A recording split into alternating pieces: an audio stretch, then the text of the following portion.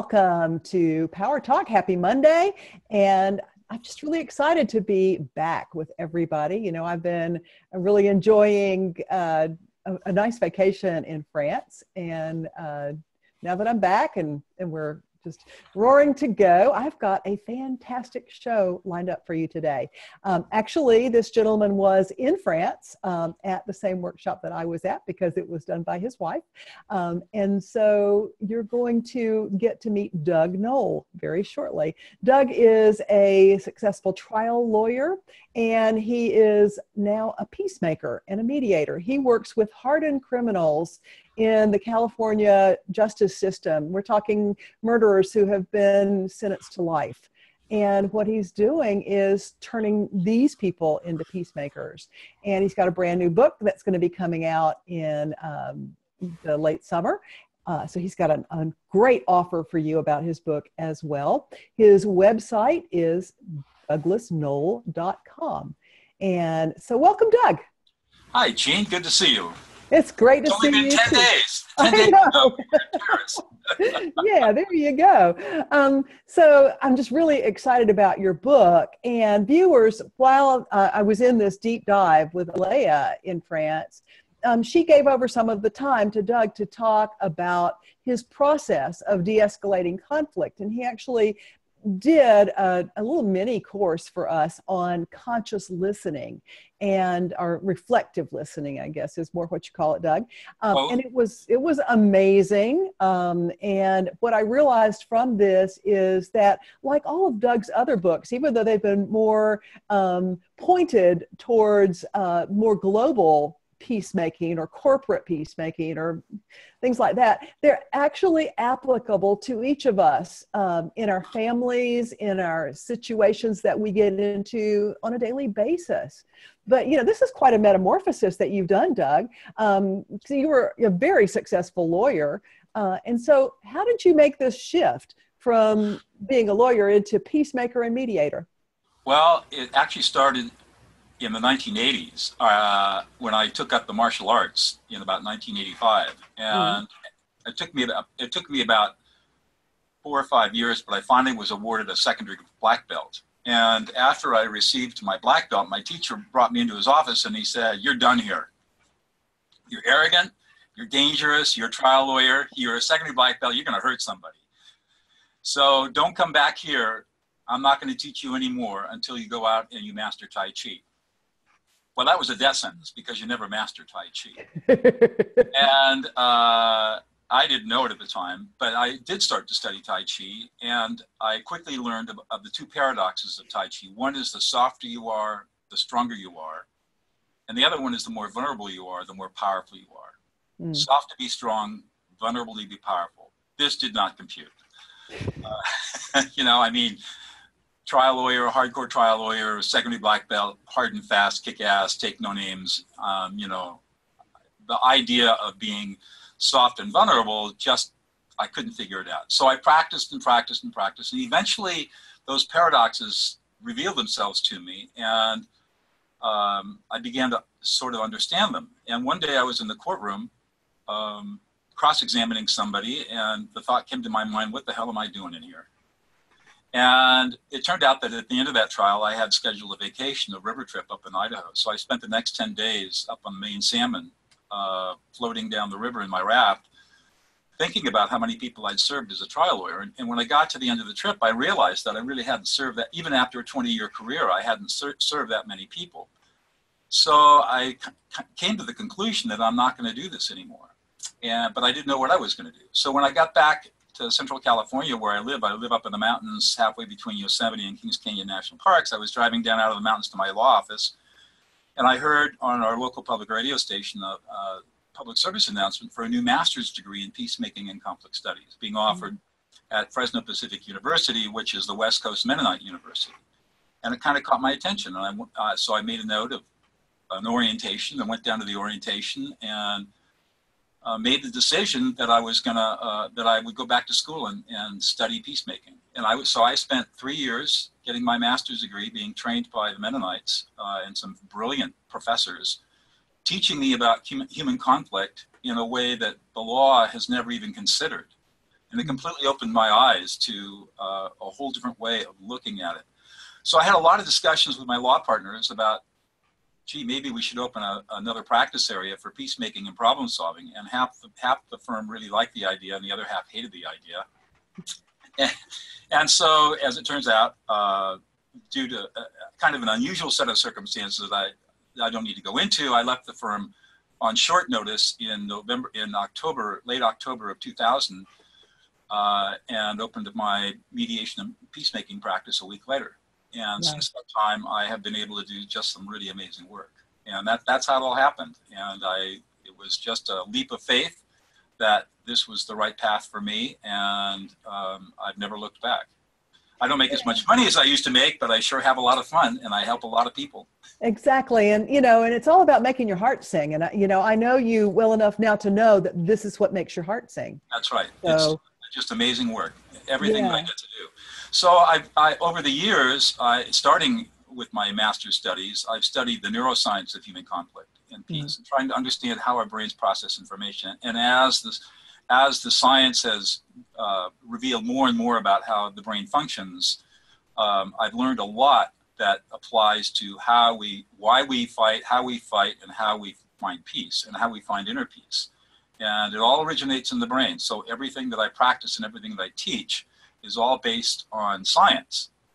There's so much in the peacemaking and mediation field that's based on myth and sort of given wisdom that is not based on any kind of science, and it's just wrong.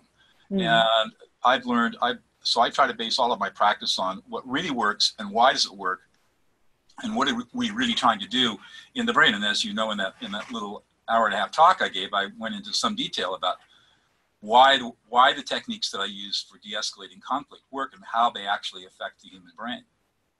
And I think one of the biggest takeaways that I got from that class was how important it is to listen, and how so many people in this world just don't feel heard.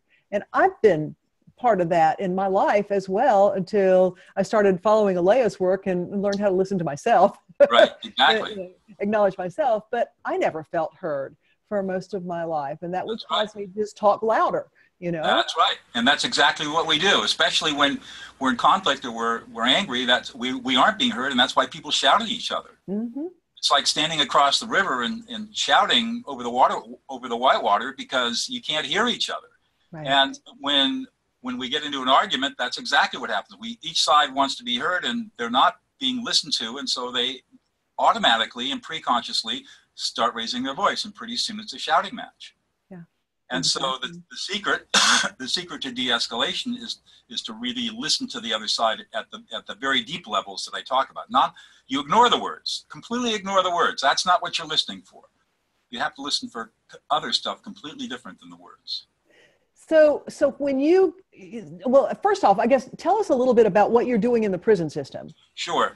So in 2009, a colleague of mine, Laurel Coffer, received a letter from a woman who was serving a life sentence without possibility of parole in the largest, most violent women's prison in the world, which was at that time Valley State Prison for Women, not too far from here, where I live in Central California. And she asked Laurel if Laurel would be willing to come in and train the lifers in the prison, the women lifers, how to be mediators and peacemakers so they could stop the violence. Because they finally figured out that if they wanted to stop the violence, they had to do it themselves. And they had to find processes and learn skills to do that. So Laurel called me as soon as she received the letter, and we talked it over, and we said, yeah, if she's the real deal, we should probably try this. So it took us 6 months, but we finally got permission to try a pilot program, and we started training 15 women in April of 2010. Well, we had no idea how it would expand from there. And I designed the curriculum, and we put the whole curriculum together to teach these lifers, and all of them murderers, how to de-escalate conflicts quickly, how to problem solve, and then eventually how to mediate between two other inmates who are having problems. And we got the first 15 trained, and then all of a sudden we had a waiting list of 300 women who wanted the training. Wow. So pro bono, we weren't being paid a dime for this. We paid for all of the materials out of our own pockets. So we stayed at Valley State Prison for Women until 2012, when the it was repurposed into a men's prison, and the women were shipped off across the street to another women's prison and down to Southern California, and we told them we would follow them wherever they went. It turns out that in the prison across the street, the senior administration was extremely corrupt and didn't want any part of prison of peace, and in fact, all of them were fired about 9 months, about 2 years later. It was all uncovered, and they were all fired. Some of them indicted, and so. But the women still managed to keep the program going, the project going over there, and then down at Southern California, in the Southern California Women's Prison, it's still going today. And so we have. But then what happened was that the men's prison, the warden, who is now the warden of a men's prison, called us. This is kind of unheard of. He called us and said, "Would you please come in and train our men in prison of peace? It was so successful with the women, we think it'll work with the men." And first of all, we said no, because we're not getting paid. And this was really costing us a lot of money. And then finally we said yes. So in October of 2013, we started training men. Wow. And today we have trained over 500 men in that prison. It's almost completely embedded. We have 25 trainers who we've trained to be trainers to train other inmates in the prison of peace skills. And then this year we got a $800,000, because of the work, we got an $800,000 grant from the California Department of Corrections and Rehabilitation. Now we're in 6 more prisons, men's prisons, from level 4 lockdown, just like you see in the movies, kind of where the men are in shackles when we're teaching them, to lesser secure prisons, level 2s, all over the state. And what's even more amazing is it's international. We have a woman lawyer from Greece came over 3 years ago, studied with us, and she has now started prison of peace in Greece, and she's got the program started in 3 prisons, and 7 more are lined up ready to go.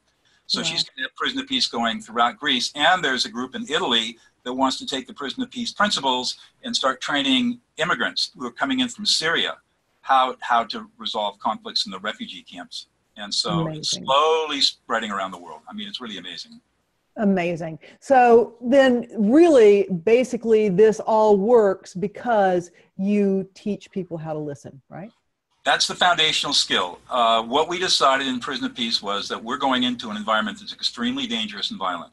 And we have to teach inmates skills that work the first time, every time, with 100% success. Otherwise, people are going to get killed. And so we really worked hard on figuring out how to teach these skills in a way that were teachable, replicable, duplicable, and scalable. And so our whole first 3 days of training is nothing but learning how to listen and problem solve on a one-on-one basis. And I have to believe that you wouldn't have gotten this grant if you didn't have metrics that showed that the levels of conflict in the prisons where you're working have gone down. Well, it's difficult to measure the actual reduction in violence on any objective empirical level because there's so many variables involved. However, we did get a letter from the warden of the women's prison, spontaneous. We didn't ask for it. He just wrote us a letter saying, as a result of Prison of Peace, the prison has become a lot quieter. Wow. And completely, the whole culture of the prison has changed, and they can no longer call it a violent women's prison anymore. Cool. And that was in 2012, I think we got that letter. So let's talk about reflective listening. What does that mean? Well, let's talk about listening in general. We all learn we all have the innate, obviously, ability to listen and hear with our ears and understand and communicate through language to each other. In the 1950s, there was a guy by the name of Carl Rogers, who was one of the first humanist psychologists, and wrote a lot of beautiful books. But he got really great results in his psychotherapy practice because he was listening to people. But when other researchers studied what he did, he was not a researcher or a scholar himself, so he really didn't know what he was doing. But they would watch him, and he was mirroring back their words. And so they thought that mirroring and paraphrasing the words was the secret. And we all know that when people mirror and paraphrase back, it doesn't work, especially when we're really emotional, we're angry. It just pisses me off. That's right. It pisses people off. It feels really smarmy and manipulative. But that's been called active listening for the last 40 or 50 years, and it doesn't work. So what we have learned is that it's important to know how to mirror and paraphrase when you have to make sure that the information that's being conveyed is accurate. I gave the example in the workshop of air traffic control. I'm a pilot, and so we have to repeat back what the instructions the air traffic controller gives us. So we are literally mirroring to make sure that the information we have is correct. Our instructions on what to do after takeoff are accurately recorded so we can follow them. That's when mirroring is important. So when we talk about reflective listening, or you use the word conscious listening, which I love, we're doing something much deeper than that. We are ignoring the words, and we're paying attention only to the emotional experience of the speaker in that moment. So whatever emotions are coming up for the speaker, that's what we're going to reflect to them. And we're going to reflect it to them in a very simple declarative sentence. You are angry. We're not going to ask a question. We're not going to say, oh, are you angry? We're not going to use I statements. That's another big mistake. People will say, what I hear you saying, or what I think you're feeling is that you're angry. We stay, whenever you use an I statement, you're on your track. Whenever you use a you statement, you're on the speaker's track. You always want to stay on the speaker's track. You never want to hop tracks over to your track, because otherwise the speaker isn't going to feel listened to. And there's neuroscience that supports why this works the way it does. The pivotal study was done by Matthew Lieberman at UCLA in 2007. And he figured out what the brain connections were between the limbic system, which consists primarily of many of the emotional centers of the brain, and the prefrontal cortex, which is executive functioning.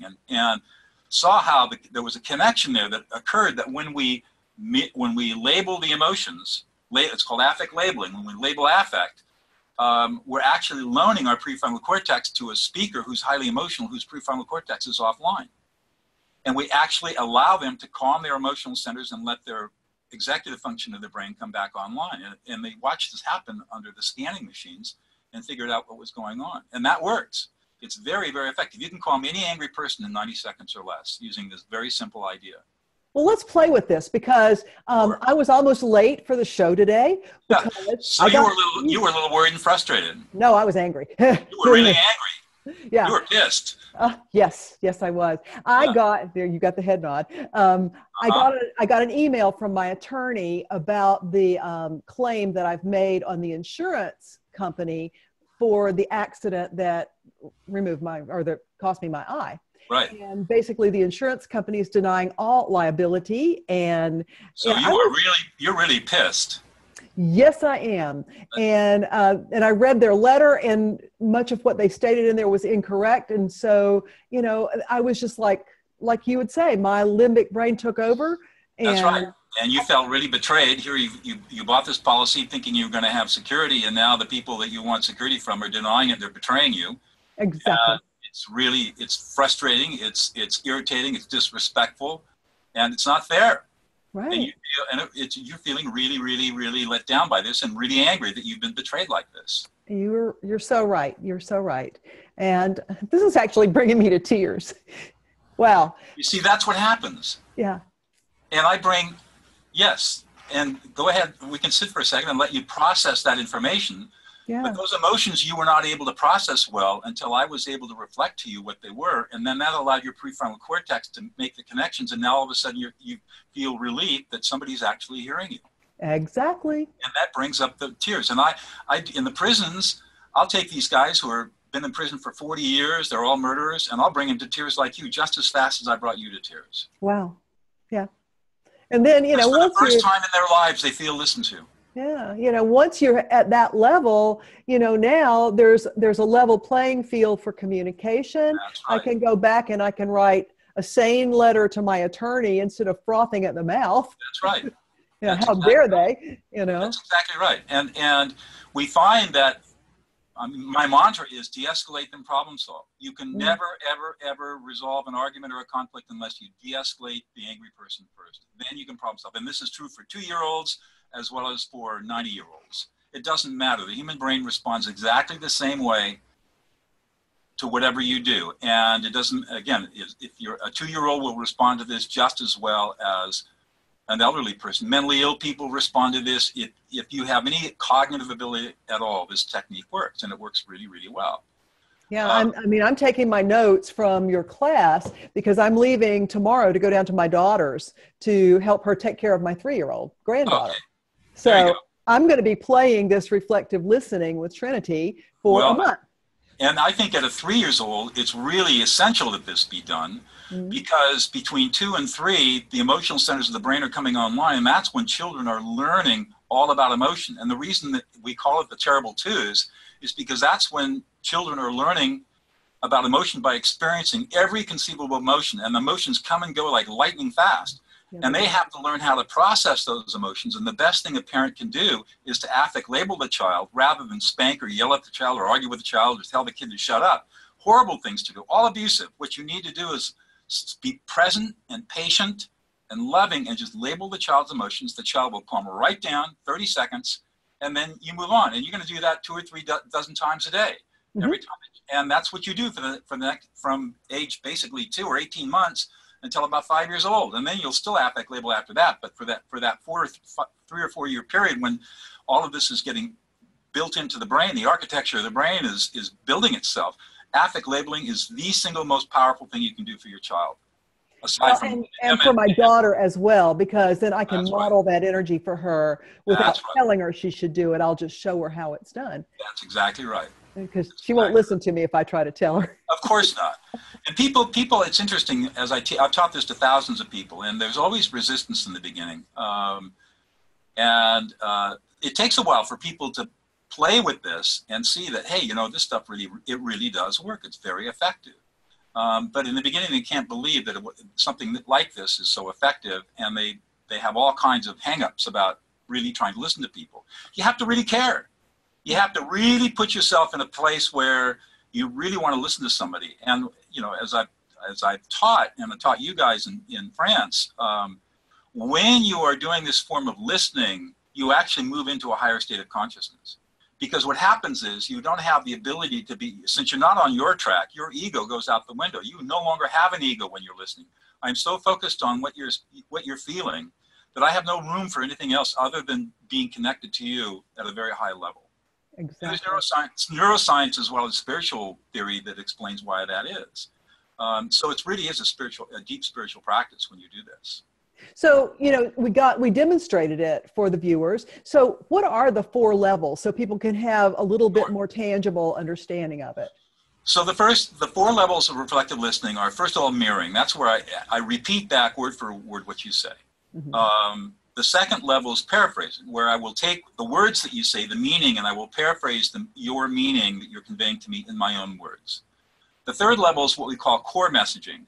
And in core messaging, we use core messaging when the speaker is kind of talking like verbal diarrhea. They're just spewing out stuff.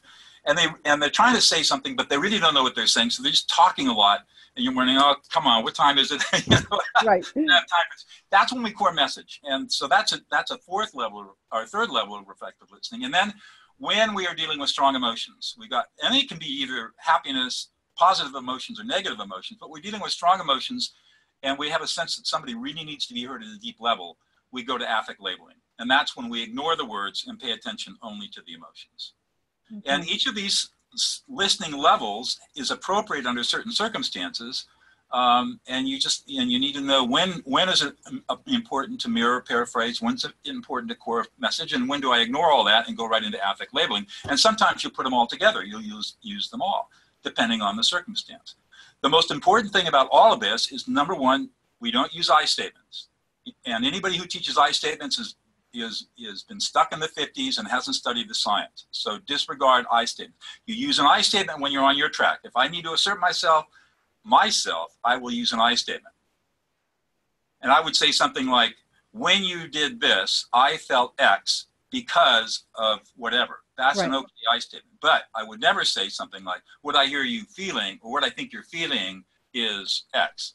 That is, I'm on my track now, I'm not on your track. If I want to reflect to you, I will say you said, or you feel, or you are angry. Simple, declarative you statements, very straightforward, very simple, and no questions. And I might have said back to you, no, I don't feel that way. That's right, and it's okay, because for a number of reasons. If you said, no, I'm not angry, I'm just really annoyed, then I'll just come right back and say, oh, you're really annoyed. Sometimes what happens is we affect label somebody and they really don't know what they're feeling. Remember, we're lending our prefrontal cortex to them. And so when when I reflect back what your emotional experience is, that gives you an opportunity to process and see, is that what I'm really feeling? And maybe it is, and maybe it isn't. Now, earlier, I nailed it, and I got the head nod, and you felt relieved, and you obviously had tears of relief. So I got it right. But you could have said, I could have gotten it wrong, but that's not, there's nothing wrong with that. It's good, because what we're doing is helping you process what it is that you're experiencing. And there's a whole reason why this happens, having to do with emotional categorization, granularization, and the problem of alexithymia and all this stuff that I don't have time to talk about. But there's a lot of science behind this that explains why this works. And only this works. Nothing else works. Gotcha. So you've like crystallized this into a brand new book. Now the book's not out yet. The book is called De-Escalate: How to Calm an Angry Person. But you've got a special offer for our viewers today, don't you? I have had the good fortune to have a benefactor allow me to give the book away for free. If you pay for the shipping, which is about $7, you can get the book for free, and it'll be shipped out. The book is going to the printers later this month. Amazon should have them, and all the other outlets should have them by mid-August, late August. The book release is September 12th. I think that Amazon will probably start shipping in the second or the third week of August or the last week of August. But you can you can get the book now for free, and it'll be put onto an Amazon order, and then you'll get the book in the fall when it's finally released. And if you want to get there, you can go to the easiest way. Well, there are a couple of different ways. You can go to dougnoll.com or douglasnoll.com. It will take you to my homepage. There's a banner there. You click on the banner. It'll take you right to the page where you can put in the order. And you put in your address and credit card information for the shipping and handling, and it's a done deal. Really fantastic. So yeah, I want this book. There are a lot of people who've looked at this book, and I'm getting a lot of great reviews. And people are saying every person on the planet needs to read this and study this book. So there's a lot of interest in getting this information out, because as we have seen it transform prisons from places of violence to places of peace, so we can transform our homes and our communities, and heaven forbid our politics. And I do have a whole chapter on how to have a calm conversation with the politically polarized. Wow. And using these skills, you really can talk to somebody, your crazy uncle who's just radically different than you are in beliefs, and you can actually have a calm conversation with your crazy uncle and actually get somewhere. But and so that's the book. So dougnoll.com, douglasnoll.com.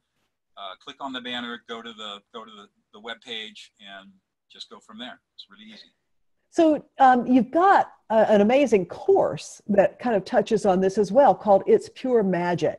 Tell us about that. Yeah. So of course, as I've had so many inmates, all of this came out of the prison project. I've had so many inmates come up to me over the years and say, if I learned these skills 20 years ago, I wouldn't be in prison right now. So I put together a video course. It's 7 courses. And actually, when you put in if you get the free book, the next page will give you an opportunity to get the video course if you want it. You don't have to get it. The book's free no matter what, but it's an offer for you if you want to get the book. And I have a very advanced workbook. So if you really want to get trained in this stuff right now, right away, that's what you do. It's a seven videos. Probably take you about, you do it with a trusted partner, and you can probably get through the whole course in about 4 or 5 hours. You could do it on a Saturday afternoon. And it will give you the skills through practice with exercises that will allow you to, in the very next day, go out and start using this stuff very effectively. And it's called It's Pure Magic. It's part of the offer with the book, and you can just get right there. And again, the whole purpose is to teach people these skills so that they can lead peaceful, calm lives. There is no need for arguing. There is no need for fighting. There is no need for violence. Once you learn how to listen, everything changes. Exactly. Now, I will give this caveat. Once you learn these skills, you're going to want to be listened to yourself. And so you're going to have to teach other people how to do this, or have them read the book or take the course so they can listen to you, because you can. And the other thing you do is you learn how to listen to yourself. You learn how to affect label yourself so that you can calm yourself down. You can remain calm and centered no matter what the provocation is. And I've been using these tools with my body, Deva.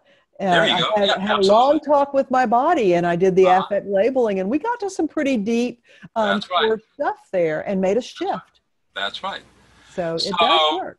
yeah, so it's very powerful and pretty straightforward learning it. It seems it's counterintuitive, and it seems to violate a lot of norms around conversation. But as I point out, when you're listening, you're not having a conversation. So the rules, the social rules around conversation and not interrupting don't apply when you're listening, especially when you're listening at a very deep level like we Mm, are here. None of those rules apply. And fantastic. but because we're so acculturated to non-interrupting, it seems strange at first that we would jump in and say, oh, you're angry, oh, you're frustrated, as your emotions come up. And that's exactly what we do. We actually do interrupt, but it's not interrupting.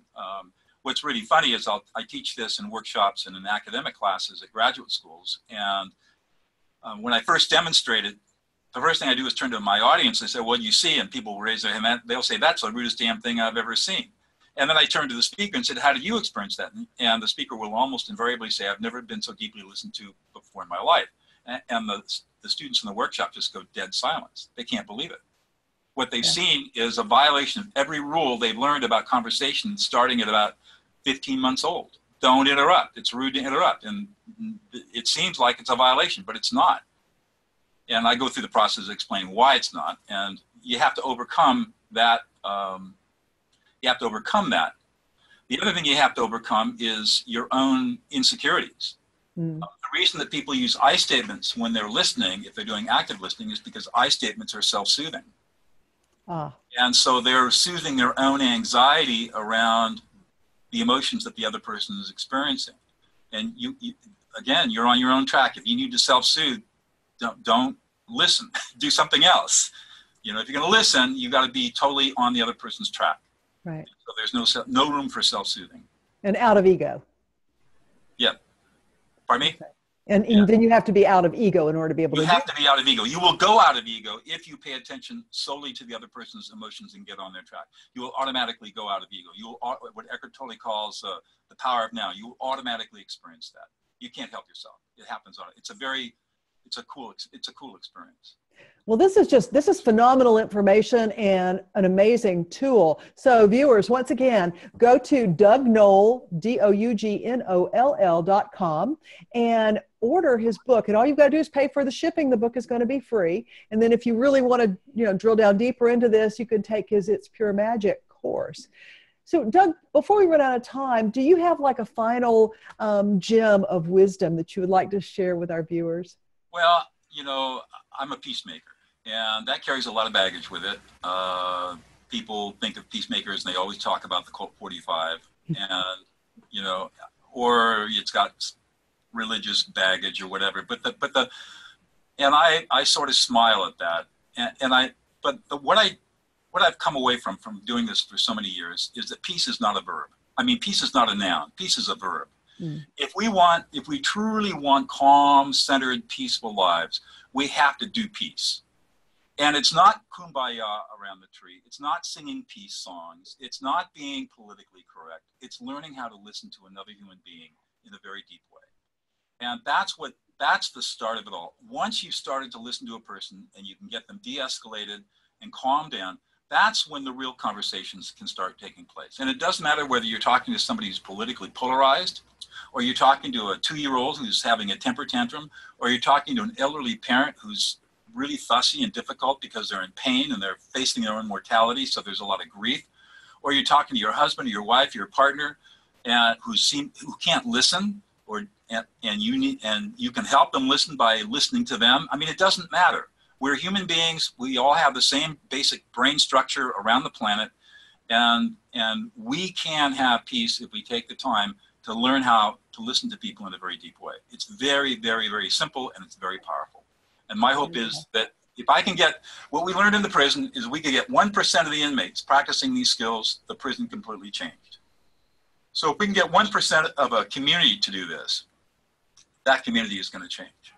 And if we can get 1% of the world to do this, the world is going to change. It's viral. It spreads like virally, and it's just so powerful and so amazing to watch what happens when people start mastering these skills. Fantastic. Well, thank you for what you are doing to help bring peace to the world. Absolutely. So again, viewers, DougNoll.com.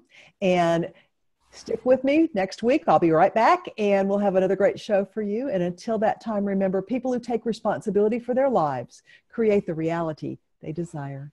Ciao.